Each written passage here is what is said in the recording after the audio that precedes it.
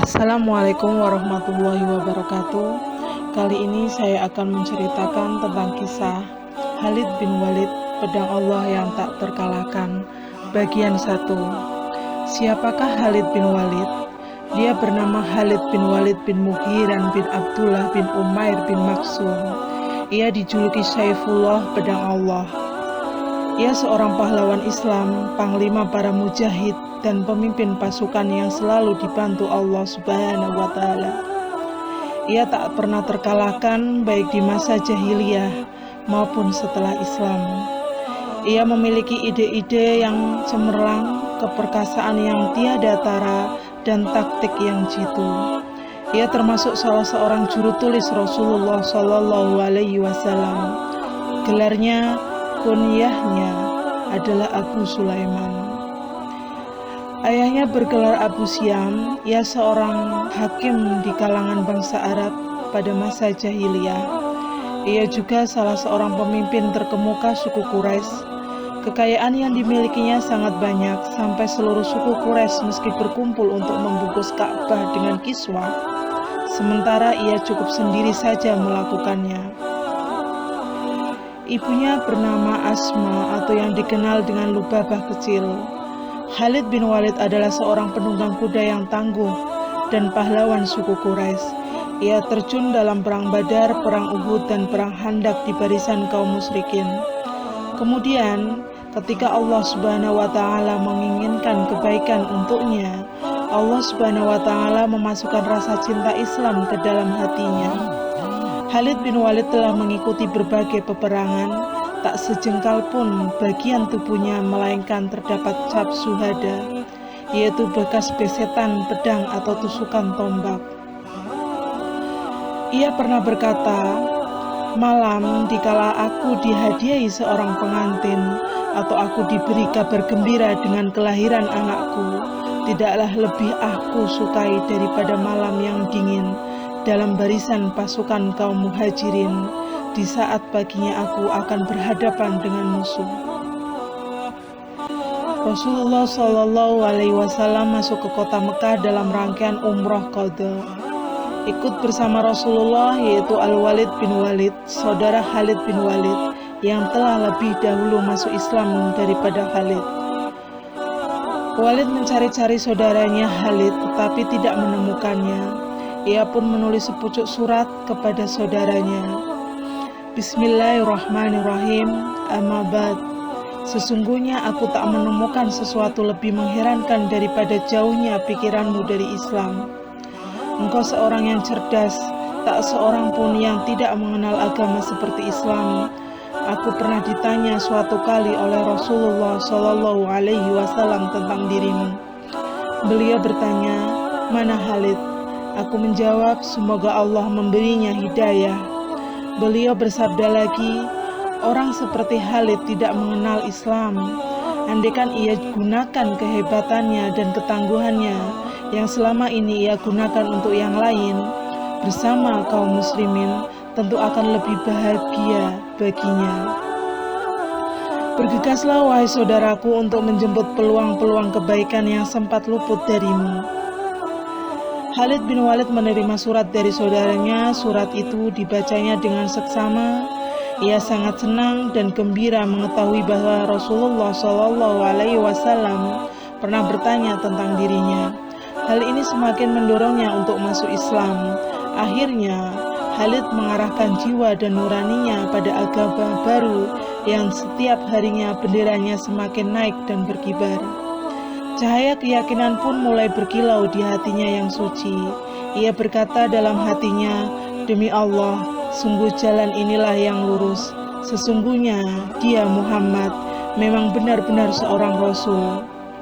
Demi Allah, aku harus segera menemuinya untuk mengutarakan keislamanku."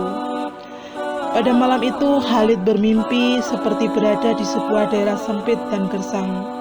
Tak ada tanaman dan tak ada air. Kemudian ia pergi menuju daerah yang hijau dan luas. Setelah bangun, Khalid berkata dalam hati, "Sungguh ini sebuah mimpi yang baik." Khalid keluar dari rumahnya. Ia sudah bertekad untuk menemui Rasulullah Shallallahu Alaihi Wasallam.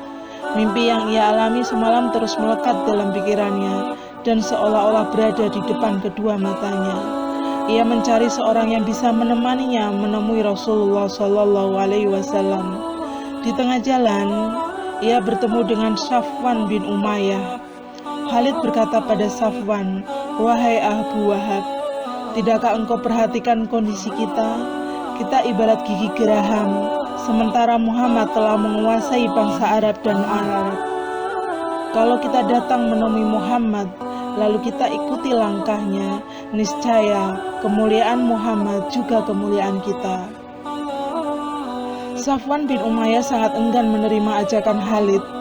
Ia pun berkata, "Andaikan tak ada lagi yang tersisa selain diriku sendiri, sungguh aku tak akan pernah mengikutinya selama-lamanya." Akhirnya Khalid bin Walid meninggalkan Safwan bin Umayyah. Ia berkata dalam hati, orang ini saudara dan bapaknya terbunuh di perang Badar. Kemudian Khalid berjumpa Ikrimah bin Abu Jahal. Khalid berkata kepada Ikrimah seperti yang dikatakan kepada Safwan bin Umayyah. Jawaban yang diberikan Ikrimah juga sama dengan jawaban Safwan bin Umayyah. Lalu Khalid kembali ke rumahnya dan mempersiapkan kudanya. Ia mulai melangkah, tiba-tiba ia bertemu dengan Utsman bin Thalhah yang merupakan sahabat dekatnya. Ia menyampaikan rencananya untuk menemui Rasulullah SAW. Ternyata Utsman menerima ajakannya. Akhirnya keduanya pergi dengan tujuan yang sama. Di jalan mereka bertemu dengan Amr bin As. Amr berkata pada keduanya, "Marhaban, marhaban bika," balas keduanya. "Mau kemana kalian?" tanya Amr. "Apa yang menyebabkan engkau keluar di waktu begini?" Keduanya balik bertanya, "Kalau kalian, apa yang menyebabkan kalian keluar?" Amr balas bertanya, "Untuk masuk Islam dan mengikuti Muhammad," jawab Khalid dan Utsman serentak. "Itulah yang membuat aku datang ke sini," timal Amr sambil tersenyum. Mereka berangkat sampai tiba di Madinah. Di jalan sebelum bertemu Rasulullah, Khalid bertemu dengan saudaranya Al-Walid. Dan Al-Walid pun berkata, "Cepatlah, sesungguhnya Rasulullah SAW telah mengetahui kedatanganmu dan beliau sangat gembira dengan kedatanganmu. Beliau sedang menunggu kalian." Mereka mempercepat langkahnya dan segera masuk menemui Rasulullah SAW. Khalid lebih dulu masuk dan ia segera menyampaikan salam pada Rasul. Segera berucap, "Sesungguhnya aku bersaksi bahwa tiada Tuhan selain Allah dan bahwa engkau utusan Allah." Dan Rasulullah pun bersabda, "Segala puji bagi Allah yang telah menunjukimu. Aku memang sudah melihat kecerdasanmu dalam dirimu, dan aku berharap semoga kecerdasan itu membawamu pada kebaikan."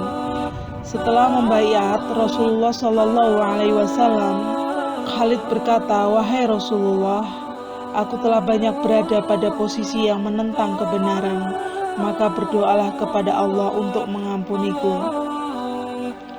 Dan Rasulullah pun berkata, "Islam akan menghapus segala dosa yang telah berlalu." Khalid pun melanjutkan, "Wahai Rasulullah, doakanlah aku." Rasulullah pun bersabda, "Ya Allah, ampunkanlah Khalid atas segala perbuatannya dan menghalangi manusia dari jalanmu." Kemudian Utsman bin Thalhah dan Amr ibnu As pun maju dan membaiat. Sejak hari itu Rasulullah SAW tak pernah memberi sesuatu pun kepada para sahabatnya lebih banyak dari yang diberikan kepada Khalid bin Walid. Dan dia pun berpesan kepada sahabatnya, karena sesungguhnya ia adalah pedang di antara pedang-pedang Allah yang dia hunuskan pada orang-orang kafir. Suatu kali Khalid bin Walid berjumpa dengan Abu Bakar As-Siddiq. Ia berkata dalam hati, "Aku akan sampaikan mimpi yang pernah kualami kepada Abu Bakar." Setelah Khalid menceritakan kepada Abu Bakar mimpi yang ia alami, Abu Bakar berkata, "Sesungguhnya daerah hijau yang luas itu adalah jalan keluar yang menjadi tempat Allah menunjukimu pada Islam. Dan sesungguhnya daerah yang sempit itu adalah masa yang engkau lalui dalam kemusyrikan." Khalid bin Walid telah masuk Islam. Ia membelakangi Tuhan-Tuhan nenek moyangnya dan seluruh bentuk pujaan kaumnya. Bersama Rasulullah Shallallahu Alaihi Wasallam dan kaum muslimin lainnya, ia menyongsong dunia baru. Allah Subhanahu Wa Taala telah menakdirkannya berada di bawah panji Rasulullah dan kalimat tauhid. Pada saat pembebasan mereka, Rasulullah Shallallahu Alaihi Wasallam memerintahkannya untuk masuk ke Mekah dari arah atas. Khalid dan orang-orang bersamanya masuk ke Mekah dari tempat yang diperintahkan oleh Rasulullah Shallallahu Alaihi Wasallam. Ternyata ia dihadang oleh beberapa orang kaum Quraisy. Di antara mereka adalah Safwan bin Umayyah, Ikrimah bin Abu Jahal, dan Suhail bin Amr. Mereka menghalangi Khalid untuk masuk dan bahkan menghunus senjata serta melemparinya dengan ketapel. Khalid mengorbankan semangat sahabat-sahabatnya dan memerangi kaum Quraisy tersebut.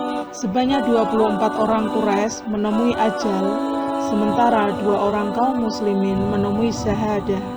Akhirnya Allah Subhanahu Wa Taala menyempurnakan pembebasan Mekah untuk Rasulnya dan segenap kaum muslimin. Patung Uzza terletak di daerah Nakhlah. Suku Quraisy, Kinanah, dan Mudar sangat mengagungkannya. Orang-orang yang memelihara dan menjaganya adalah Bani Saiban, yaitu yang berasal dari Bani Sulaim dan merupakan sekutu Bani Hashim. Rasulullah Shallallahu Alaihi Wasallam mengutus Khalid bin Walid untuk menghancurkan Uzza. Ketika penjaga patung Uzza yang berasal dari Bani Sulaim mendengar bahwa Khalid bin Walid sedang menuju ke sana untuk menghancurkannya, ia segera menggantungkan pedang di pundak patung Uzza tersebut. Kemudian ia naik ke atas bukit yang terletak di dekat sana lalu berkata, "Wahai Uzza, siapkan dirimu, tak ada lagi selainmu yang mampu menghadang Khalid yang telah siaga. Siapkan dirimu karena jika engkau tidak membunuh Khalid, niscaya engkau akan ditimpa dosa yang dekat dan tak berdaya." Setelah Khalid sampai di sana, ia segera menghancurkan Uzza. Setelah kembali, Rasulullah bertanya kepadanya, "Apa yang engkau lihat?" Khalid menjawab, "Aku tidak melihat apa-apa." Rasulullah menyuruhnya untuk kembali ke sana. Ketika Khalid sampai dari dalam ruangan tempat patung Uzza dihancurkan, keluarlah seorang wanita hitam yang menguraikan rambutnya sambil menaburkan tanah ke kepala dan mukanya. Khalid segera mengayunkan pedang dan berakhirlah hidup wanita itu.